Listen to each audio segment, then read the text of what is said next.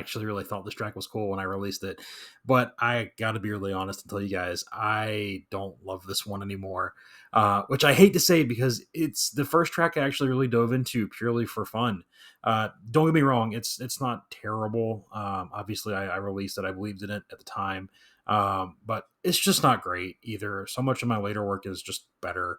That said, I obviously really like the name.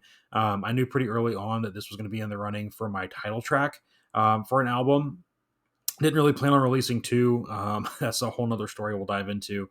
But I knew I liked it. But that doesn't mean that this is the song that started everything either. It came along actually a little bit later in the songwriting process. Wasn't the last one I added on the album by any means, probably somewhere in the earlier parts, but it wasn't the first.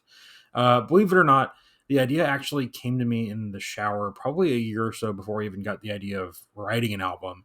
At the time, I was really frustrated with how my mind was always going, always creating, um, always somehow misunderstood, be that at work, relationships, or whatever it was.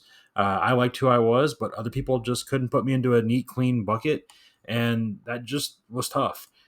So this came along from that idea of just, why am I different? I kind of hate to admit it, but this song actually started out pretty explicit.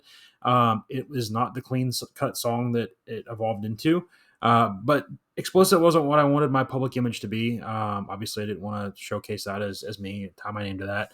So I cleaned it up and I leaned into the fun side of the idea and played into maybe something crazy. I kept it fun and lighthearted. The song was actually intended early on to have some voice changes, particularly Gollum in that one part, if you listen to it. Something kind of along that line.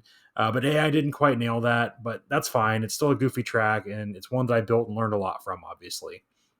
So if you ever struggled with being different, remember that sometimes that's okay.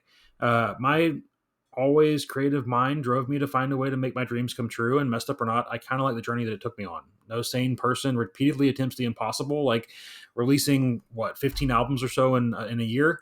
But hey, it's kind of fun and I like it. So if you ever struggle with that, this one's for you. Remember, it can be fun. Hang in there.